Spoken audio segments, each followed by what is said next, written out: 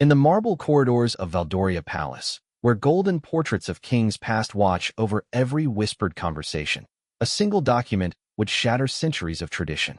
Crown Prince Alexander Montrose held the legal papers in his trembling hands, his sapphire eyes scanning the words that would change everything. The trust funds, the inheritance rights, the very foundation of his stepmother's family's place in the royal hierarchy, all of it was about to disappear with his signature. Outside, protesters gathered in Victoria Square, their chants echoing through the palace walls. Justice for the crown. No more corruption. They didn't know it yet, but their new king was about to give them exactly what they demanded, even if it meant destroying the woman who helped raise him. The morning mist clung to the ancient spires of Valdoria Palace like a shroud, fitting for what would become known as the darkest day in the Montrose dynasty's recent history. Crown Prince Alexander stood at the towering windows of his private study, watching the early protesters gather in Victoria Square below. Their signs, though small from this distance, carried messages that had been burning in his mind for months. End royal corruption, justice for Valdoria, and, most painfully, the people deserve better. Alexander's reflection stared back at him from the glass, 34 years old, with the sharp cheekbones and piercing blue eyes that marked him unmistakably as King Edmund's son.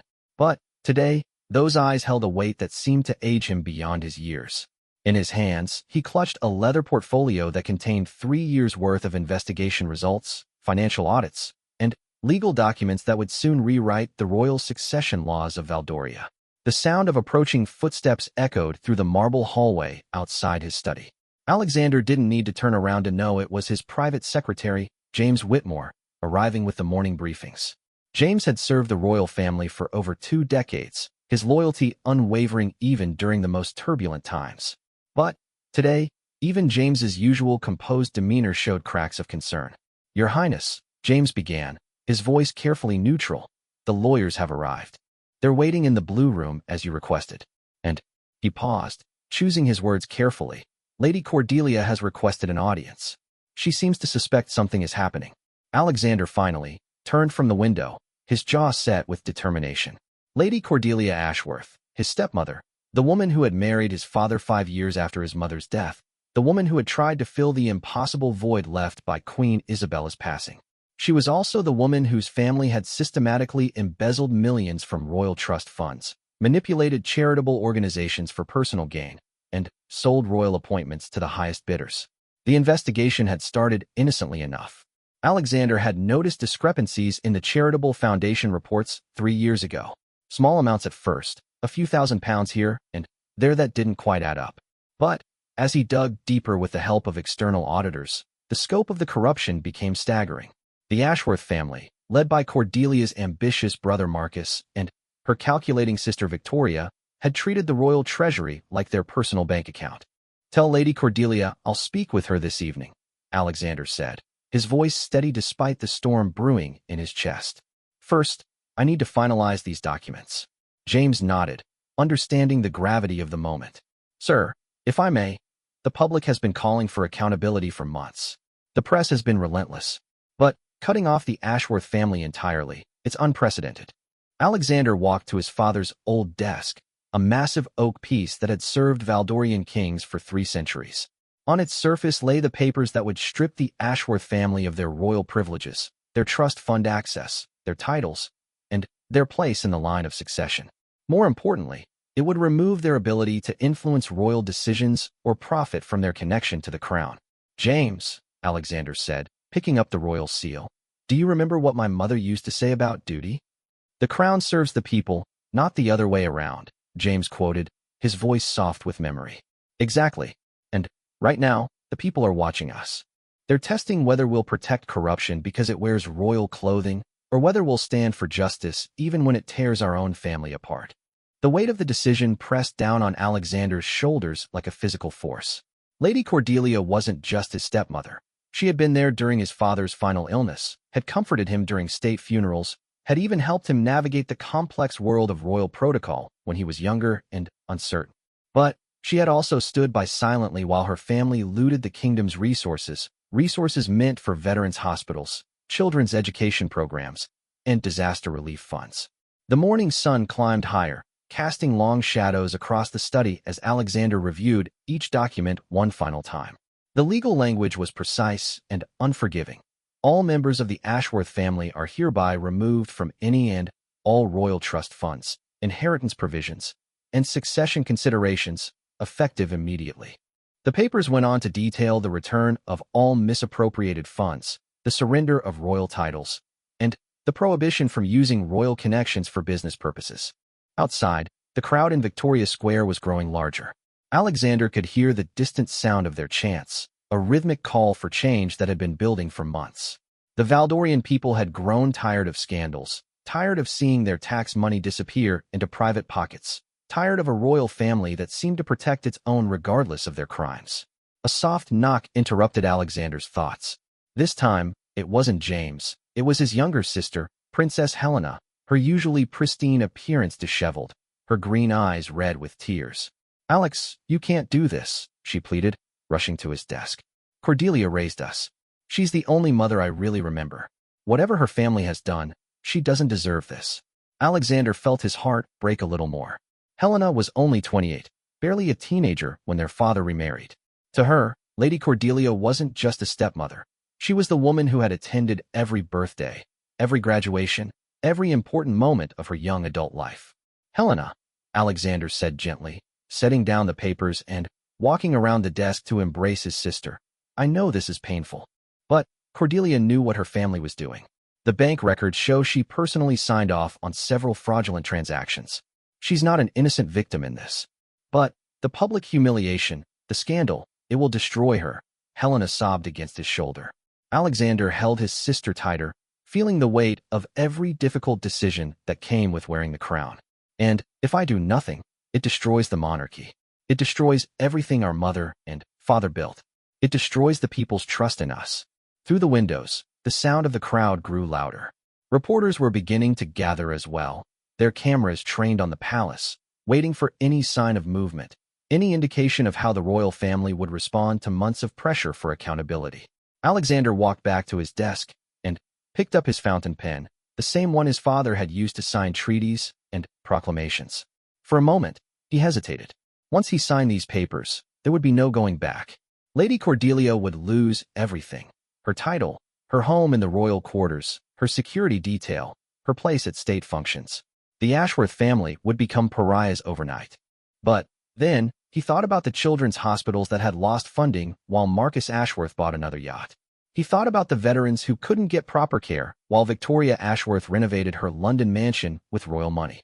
He thought about his mother's memory and what she would expect of him in this moment. With deliberate strokes, Alexander signed his name to each document. The ink seemed to burn into the paper, sealing the fate of his stepmother's family and setting in motion events that would reshape the Valdorian monarchy forever. James returned to the study as Alexander was affixing the royal seal to the final document. "It's done," Alexander announced, his voice carrying both relief and sorrow. "Have the lawyers file these immediately. Schedule a press conference for this afternoon." And James, he paused, looking out at the crowd that had grown to nearly 1,000 people. "Make sure security is ready. Today is going to change everything." As if in response to his words, a cheer erupted from Victoria Square. Someone in the crowd had spotted movement in the palace windows, and speculation was already running wild on social media about what announcement was coming. The hashtag royal accountability was trending worldwide, and news outlets from every major country were sending reporters to cover what many were calling the most significant royal scandal in generations. Alexander stood once again at his window, watching the sea of faces below. These were his people, the citizens he had sworn to serve and protect. Today, he had chosen them over family loyalty. Today, he had chosen justice over comfort. But, as he prepared to face Lady Cordelia and explain why her world was about to crumble, he couldn't shake the feeling that the hardest part was yet to come. The morning mist had cleared completely now, leaving the sky bright and cloudless, a fitting backdrop for a day that would be remembered as either the salvation or the scandal of the Valdorian crown. The Blue Room had always been Lady Cordelia's favorite space in Valdoria Palace. Decorated in rich navy and gold, with priceless Meissen porcelain displays and oil paintings of Valdorian landscapes, it represented everything she had grown to love about royal life.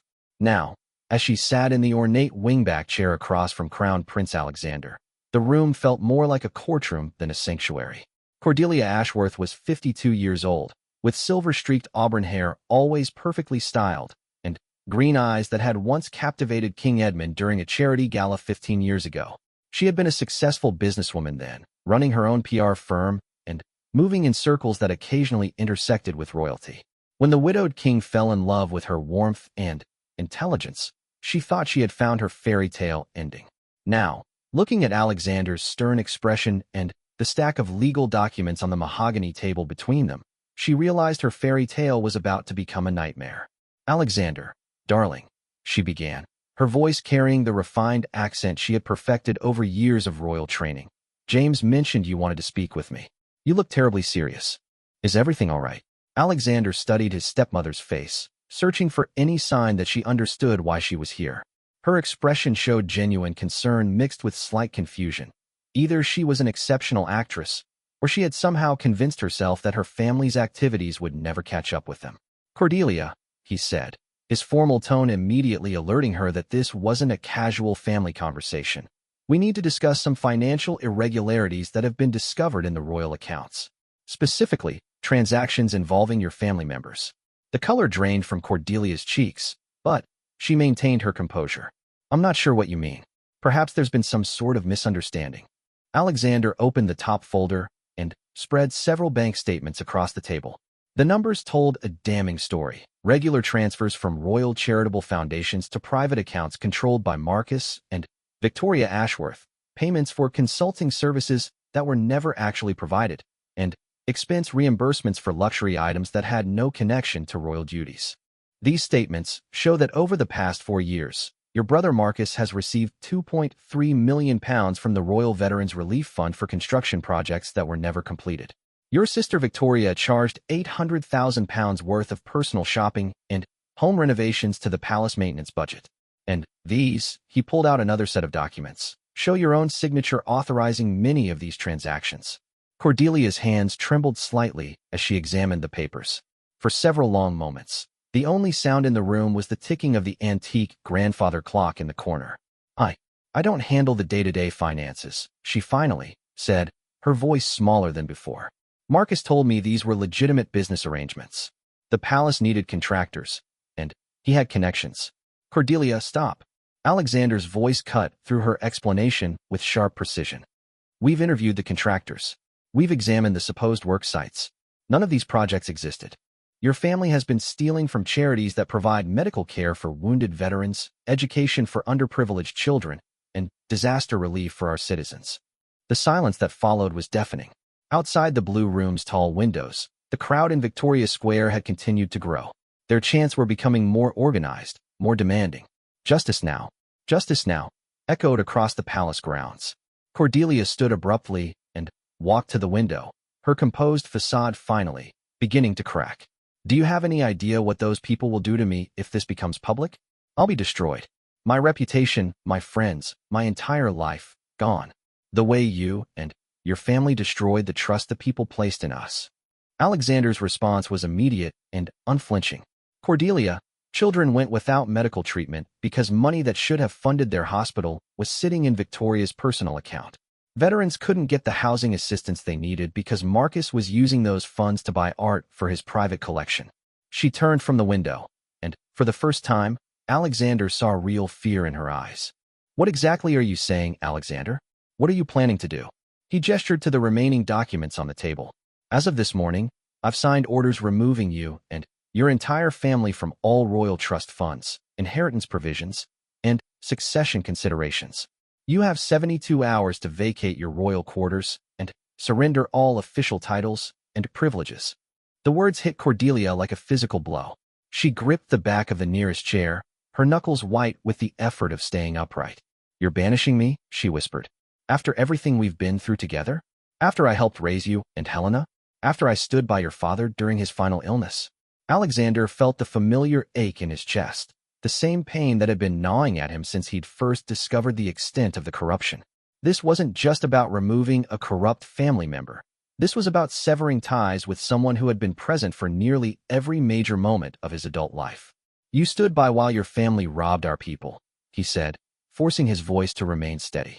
You signed documents authorizing fraudulent payments. You attended charity galas knowing the money raised would never reach the intended recipients. You betrayed the trust my father placed in you, the trust our people placed in the crown. Cordelia sank into the chair she had been gripping, tears now flowing freely down her cheeks. Marcus told me it was all above board. He said the royal accounts were complex, that these were standard arrangements. I trusted him. I trusted Victoria. They're my family, Alexander.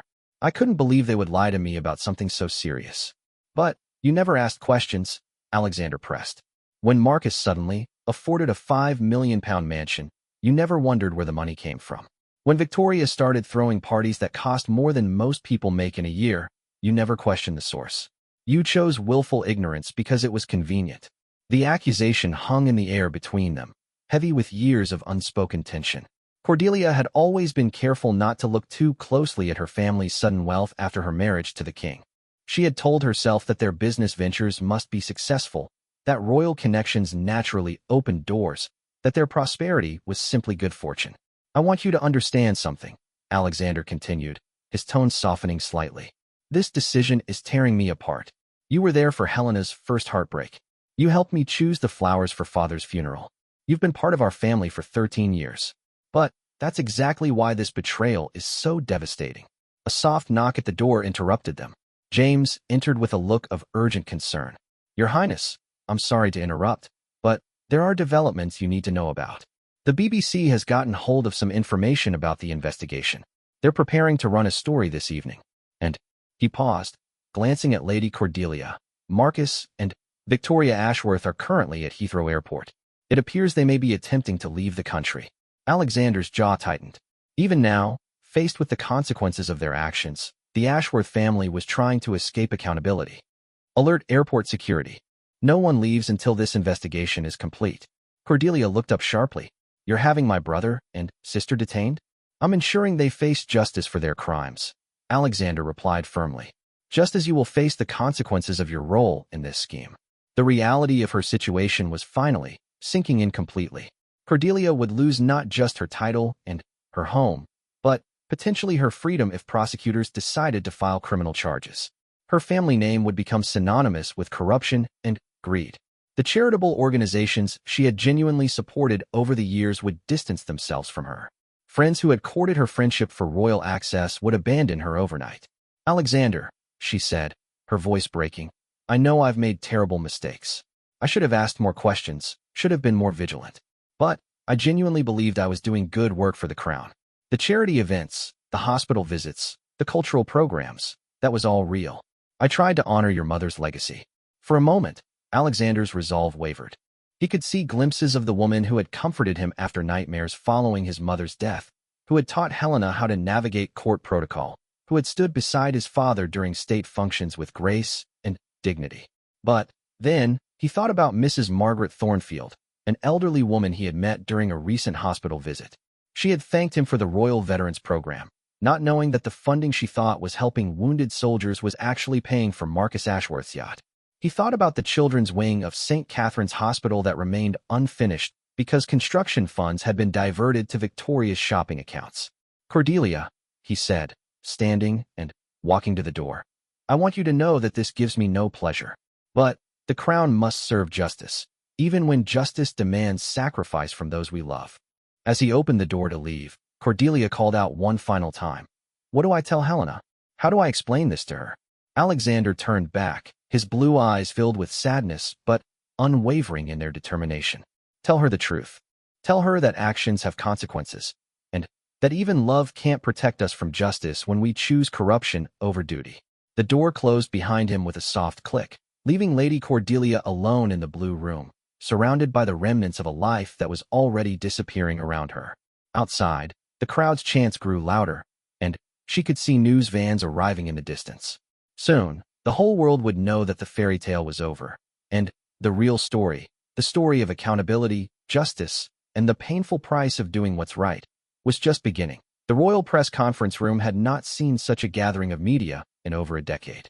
Representatives from every major news organization in the world crowded into the mahogany-paneled chamber, their cameras trained on the ornate podium bearing the Valdorian coat of arms.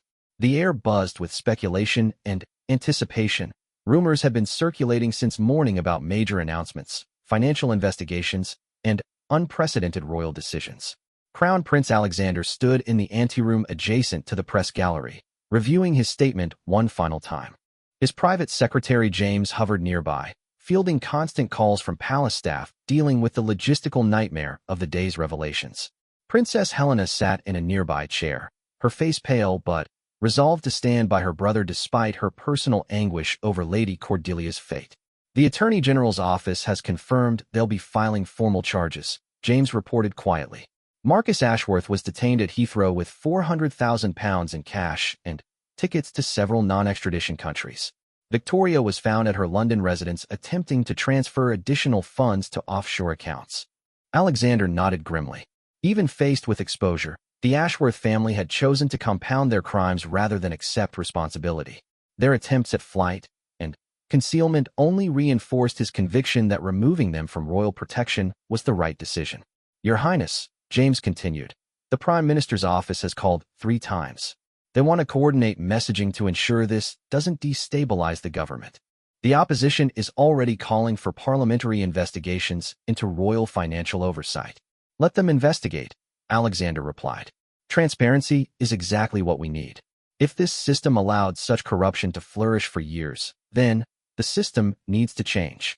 Princess Helena looked up from her phone, where she had been monitoring social media reactions. The public response is intense. #Royal Justice is trending worldwide. Most of the comments are supportive, but there are also people saying you're being too harsh, that family loyalty should matter more than politics. Alexander sat down beside his sister, taking her hand in his. Helena, do you understand why I had to do this? She nodded slowly, tears threatening to spill over again. I understand the principle. I know you're right about accountability and justice. I can't help thinking about Cordelia sitting alone in that room, realizing her entire life is about to collapse. Whatever she did, she's still the woman who taught me to ride horses, who stayed up all night with me when I had pneumonia, who helped me choose my university. And that's exactly why this is so devastating, Alexander replied softly. If she had been a stranger, this would be simple. It's because she was family that her betrayal cuts so deep. Through the anteroom windows, they could see Victoria Square completely filled with people now. The crowd had grown to nearly 5,000, a sea of faces representing every demographic of Valdorian society. University students stood beside elderly pensioners, working-class families mixed with business professionals, all united in their demand for accountability from their royal family. Signs dotted the crowd with messages that reflected the complex emotions of the moment.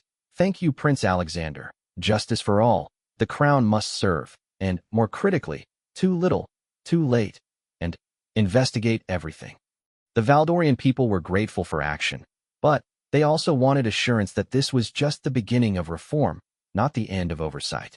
5 minutes, Your Highness, James announced, straightening his tie in preparation for the most significant royal announcement in recent memory.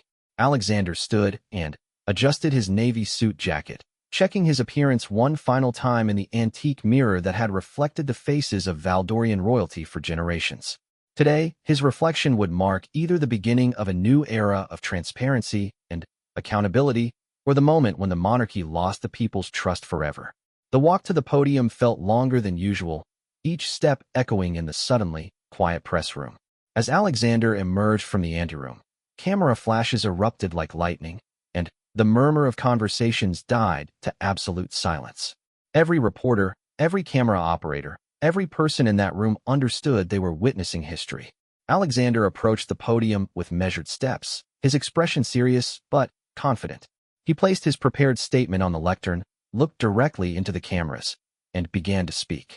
Citizens of Valdoria, members of the press, and people around the world who are watching today, I come before you to address matters that strike at the heart of what our monarchy represents and what our people deserve. His voice carried clearly through the room and out to the crowds gathering around television screens across the nation. In pubs and living rooms, offices and university halls, ordinary Valdorians stopped their daily activities to hear what their future king had to say.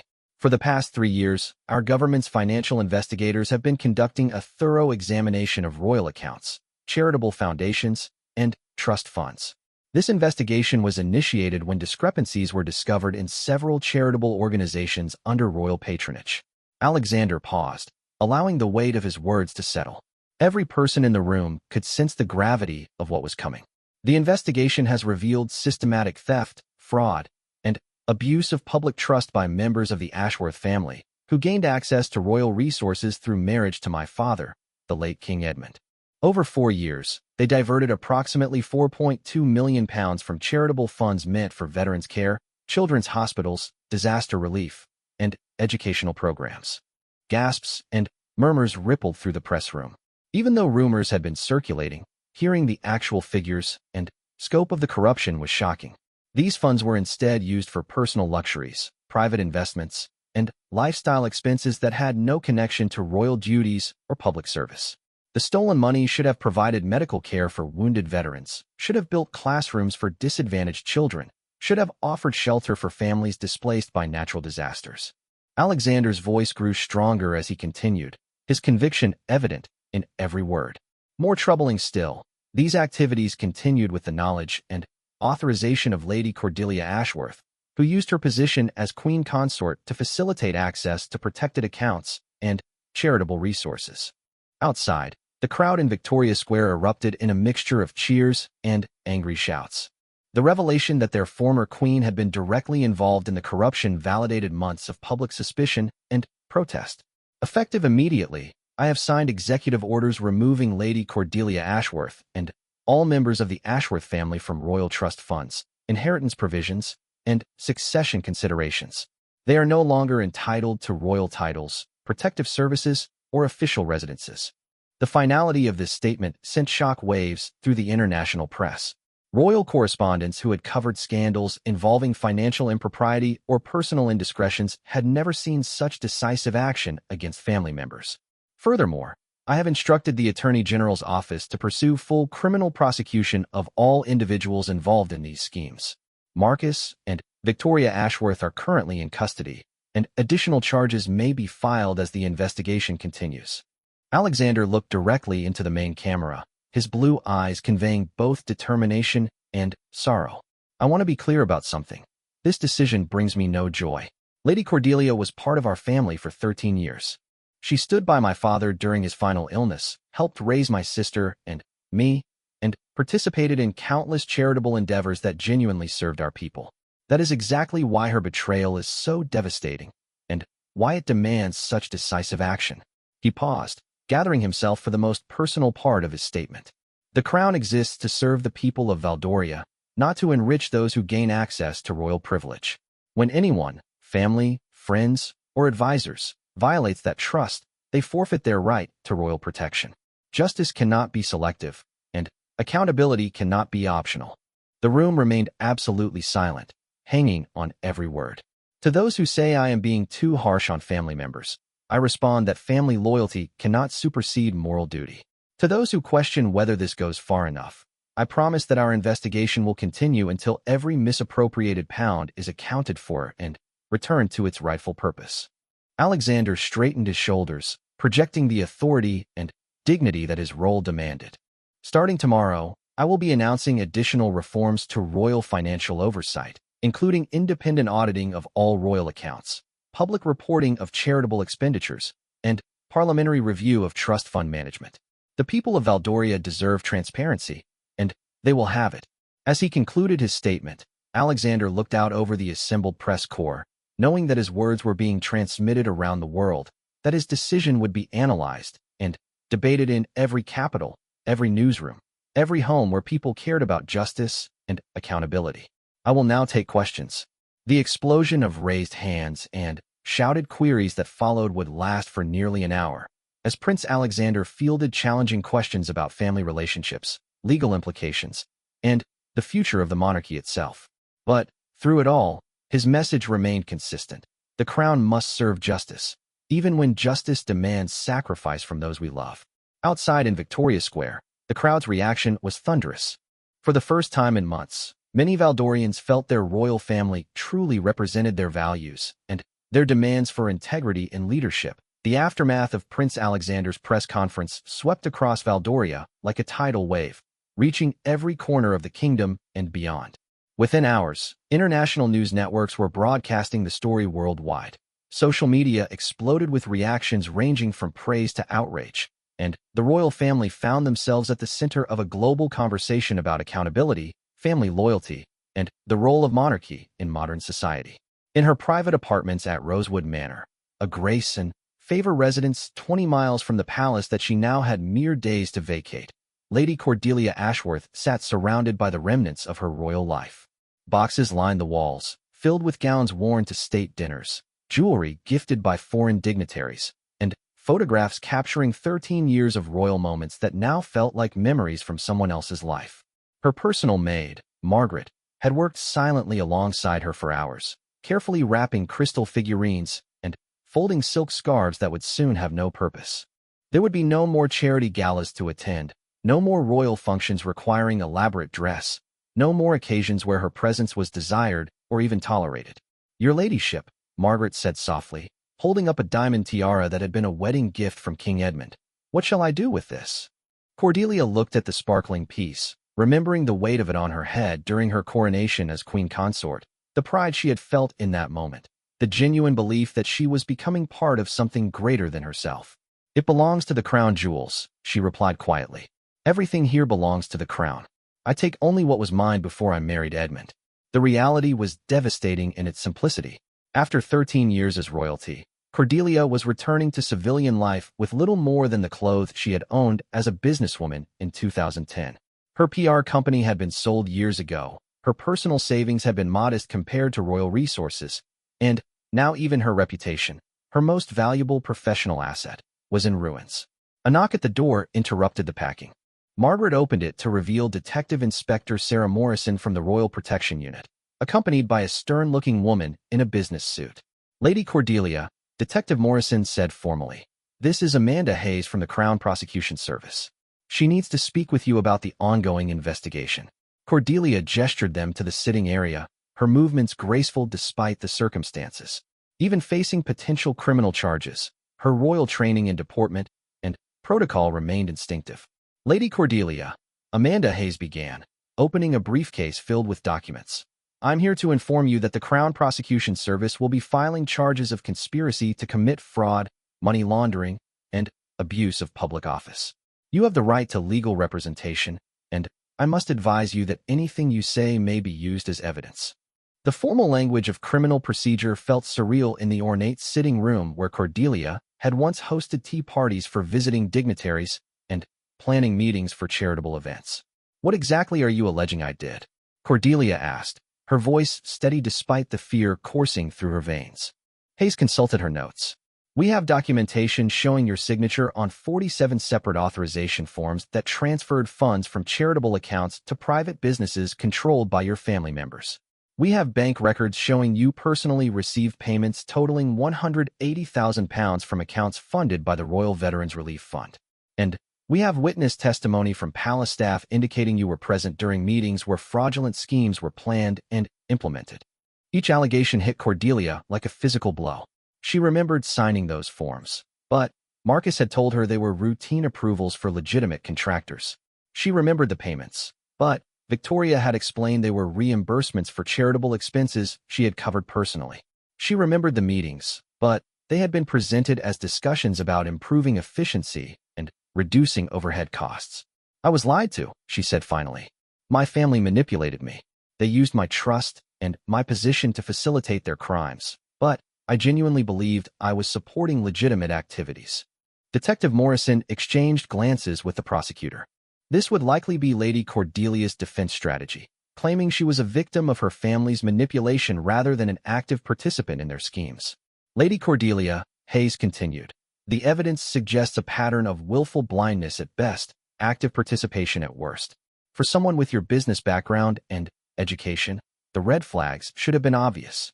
Meanwhile, across London in a high-security holding facility, Marcus and Victoria Ashworth were discovering that royal connections provided no protection once those connections were severed. Marcus, a burly man of 55 who had grown accustomed to luxury since his sister's marriage, sat in a sparse cell contemplating the collapse of everything he had built over the past decade. His business empire, construction companies, consulting firms, art dealerships, had all been funded by royal money and sustained by royal contracts. Without that foundation, everything would crumble within weeks. The properties he owned, the yacht moored in Monaco, the art collection stored in climate-controlled warehouses, all of it would be seized as proceeds of crime. Victoria fared no better in the women's facility. At 49, she had spent years cultivating a reputation as a sophisticated socialite, hosting elaborate parties, and supporting fashionable causes. Her London mansion, her couture wardrobe, her jewelry collection, all purchased with stolen charitable funds, would soon belong to the state. Both siblings faced potential sentences of 10 to 15 years in prison if convicted on all charges. More immediately, they faced the complete destruction of their social standing, their business relationships, and their personal relationships with friends who had valued their royal connections above their actual character. Back at Valdoria Palace, Prince Alexander stood in his father's former office, now his own, reading through hundreds of letters that had poured in since the press conference. The responses ran the gamut of human emotion and opinion. "My prince," read one letter from a veteran's widow, "thank you for caring more about justice than family politics. My husband died waiting for surgery that should have been covered by the Royal Veterans Fund. Knowing that money went to yachts and mansions instead of medical care makes me sick, but knowing you're fighting to make it right gives me hope." Another letter, from a university student, expressed different sentiments. "Your Highness, I understand the need for accountability, but destroying someone who helped raise you seems cruel. Couldn't Lady Cordelia have made amends without losing everything? Where is forgiveness and redemption in your version of justice?" These conflicting perspectives reflected the broader public debate raging across Valdoria and beyond. Talk shows featured heated discussions about the balance between accountability and mercy. Newspaper editorials praised or condemned Alexander's decision, and social media platforms buzzed with hashtags supporting both #RoyalJustice and #FamilyFirst. Princess Helena entered the office carrying her own stack of correspondence. Her face was drawn with exhaustion, having spent the day fielding calls from friends, family members, and royal relatives from other European monarchies. Cousin Margaret from Denmark called, she reported. She's concerned about the precedent this sets for royal families across Europe. Several other royal houses are worried about how this might affect their own internal family dynamics. Alexander looked up from the veteran's widow's letter. "What did you tell her?" "I told her that accountability shouldn't be controversial, even for royalty. Maybe especially for royalty." Helena sat down across from her brother's desk, her expression thoughtful. "I've been thinking about what Mother would say about all this. Do you remember that conversation she had with us about the crown jewels when we were children?" Alexander smiled slightly, remembering. "She said they weren't really ours. We were just temporary guardians for the people of Valdoria." "Exactly. She said everything we had, the palaces, the money, the privileges, all of it belonged to the people and was given to us in trust. If someone violates that trust, then they forfeit the right to be guardians," Alexander finished. Even if they're family. Outside, the sun was setting over Victoria Square, where a few hundred protesters remained, maintaining a peaceful vigil with candles and signs reading, "Thank you for your courage," and "Justice served." The massive crowds from earlier had dispersed, but these dedicated few wanted to show continued support for the prince's difficult decision. As night fell over Valdoria, the kingdom found itself forever changed by a single day's events. The monarchy had survived by choosing transparency over secrecy, justice over loyalty, and the people's trust over family comfort. But questions remained about the future, about how the royal family would rebuild relationships, about whether Lady Cordelia deserved the chance for redemption, and about what other secrets might still be hidden in the shadows of palace life. The story was far from over, but one chapter had ended definitively. The chapter where royal privilege could shield corruption from consequences, where family loyalty could override moral duty, where the crown served itself instead of serving its people. 6 months had passed since the day that transformed the Valdorian monarchy forever. The autumn leaves in Victoria Square drifted in golden spirals around the bronze statue of Queen Isabella, Prince Alexander's mother, whose words about duty and service had guided him through the most difficult decision of his life. The square was peaceful now, no longer filled with protesters or news vans. But the changes that began that dramatic day in spring continued to ripple through every level of Valdorian society. In the newly renovated Royal Transparency Office, a department that hadn't existed before the Ashworth scandal, civil servants worked diligently to process the first quarterly report of royal expenditures that would be made public.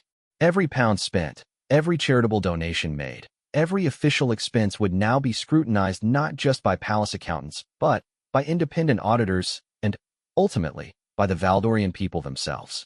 Prince Alexander, now officially coronated as King Alexander III following his father's posthumous vindication and his own demonstrated commitment to reform, sat in his study reviewing the final criminal sentencing reports. The legal proceedings had moved with unusual speed, partly due to the overwhelming evidence, and partly due to the international attention focused on Valdoria's handling of royal corruption. Marcus Ashworth had been sentenced to 12 years in prison after pleading guilty to fraud, money laundering, and conspiracy charges. His business empire had been dismantled, its assets sold to repay the stolen charitable funds. The yacht, the art collection, the multiple properties, all were liquidated, raising £3.8 million that were returned to the veterans' hospitals, children's education programs, and disaster relief funds that had been robbed. Victoria Ashworth received a 10-year sentence, also after pleading guilty to avoid a longer punishment at trial. Her London mansion became a residential facility for homeless veterans, a transformation that many saw as poetic justice. Her jewelry collection funded scholarships for underprivileged students, while her designer clothing was auctioned for additional charitable revenue. But it was the fate of Lady Cordelia Ashworth that continued to generate the most public interest and private anguish for the royal family. Cordelia had refused the plea bargain offered by prosecutors, maintaining her innocence despite the mountain of evidence against her. Her trial had become a media spectacle, with daily coverage of testimony from palace staff, financial experts, and even some of the charitable beneficiaries who had been denied aid because of the diverted funds. The courtroom had been packed every day with journalists, curious members of the public, and, occasionally, Princess Helena, who struggled with her conflicted loyalties but felt compelled to witness the proceedings. The jury had deliberated for 3 days before returning a verdict: guilty on conspiracy and fraud charges, not guilty on the more serious money laundering charges. The judge sentenced her to 6 years in prison, acknowledging her cooperation with authorities and her lesser role compared to her siblings, but emphasizing that her position of trust made her betrayal particularly egregious. Now, as King Alexander read through the final court documents, he reflected on the complex emotions that had defined these 6 months. Relief that justice had been served mixed with genuine sadness over the destruction of relationships that had once meant everything to him. Satisfaction that the monarchy had emerged stronger and more respected was tempered by the personal cost of his decisions. A soft knock interrupted his thoughts. Princess Helena entered, carrying a letter that bore the seal of Broadmoor Women's Prison. "It's from Cordelia," Helena said quietly, setting the envelope on his desk. "The warden said she's been writing letters to us for weeks, but hasn't sent them until now." Alexander stared at the envelope for a long moment. Since her conviction, Lady Cordelia had made no attempt to contact them directly. Her lawyers had conveyed expressions of remorse and requests for forgiveness, but this was the first personal communication. "Have you read it?" he asked his sister. Helena shook her head. "I thought you should see it first. You're the king now. This is your decision."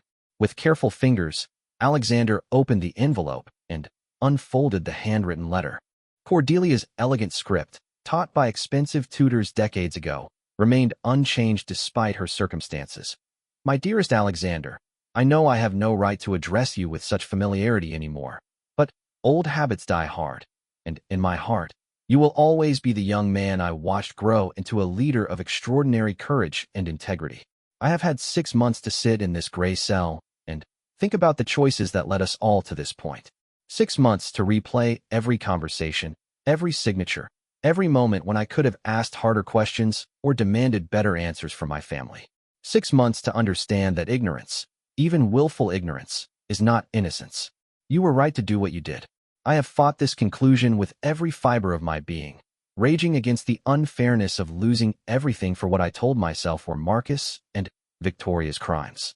But in the quiet hours of prison life, with no distractions and no one to deceive but myself, I have come to understand that my willful blindness enabled their theft from people who needed that money desperately.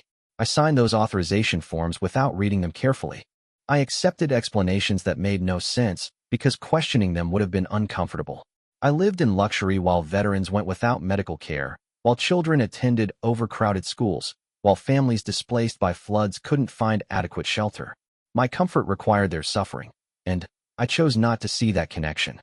This letter is not a request for forgiveness, though I hope someday you might find it in your heart to grant that. This letter is not a plea for reduced punishment, though every day here feels like an eternity. This letter is simply an acknowledgement that you chose correctly when you chose justice over family loyalty. I have been reading about the changes you've implemented since becoming king. The transparency measures, the independent oversight, the public reporting of expenditures, all of it represents the kind of leadership your mother would have been proud of. You have honored her memory and her values in ways that must have been incredibly difficult. Helena visits me sometimes. I hope you don't object to this. She tells me about the new children's wing at St. Catherine's Hospital that was finally completed with the recovered funds, about the veteran housing project that Marcus's seized yacht money is funding, about the scholarships that Victoria's jewelry collection has endowed. Knowing that our crimes have been transformed into positive outcomes doesn't erase the harm we caused, but it does give me some small measure of peace. I wanted you to know that I am not consumed with bitterness or self-pity. Prison is teaching me things about myself that 13 years of royal comfort never could. I am learning to live without luxury, to find meaning in simple tasks, to value human dignity over social standing. Perhaps these are lessons I should have learned long ago. When I am released, if I live to see that day, I will not attempt to return to any form of public life. I will not write memoirs or give interviews or try to profit from my story. I will try to find some quiet way to serve others, to spend whatever years remain to me attempting to earn redemption through action rather than words. Please give my love to Helena, and please know that despite everything, I am grateful to have been part of your family for 13 years, even if I proved unworthy of that privilege. You and Helena were the lights of my life with your father, and losing that relationship is the hardest consequence of my choices. With deep regret and deeper respect, Cordelia, Alexander set the letter down and walked to his window overlooking Victoria Square. The bronze statue of his mother seemed to watch him, reminding him of the conversation about forgiveness she'd had with him shortly before her death. Forgiveness, she had said, doesn't mean forgetting or ignoring consequences. It means choosing not to let someone else's failures poison your own heart. Helena had been watching her brother's face as he read. "What are you thinking?" she asked. "I'm thinking about the difference between justice and vengeance," Alexander replied. "Justice has been served. Cordelia is in prison. The money has been returned. The systems have been reformed. The question now is whether we can find our way back to being a family, even a changed one. Do you think we can?" Alexander turned from the window and looked at his sister, seeing the hope and uncertainty in her green eyes. "I think Mother would tell us that love doesn't mean pretending wrong actions were right, but it also doesn't mean abandoning people forever when they face the consequences of their mistakes." Over the following weeks, King Alexander found himself thinking often about redemption, forgiveness, and the possibility of healing even the deepest wounds. The monarchy he now led was stronger, more transparent, and more respected than ever before.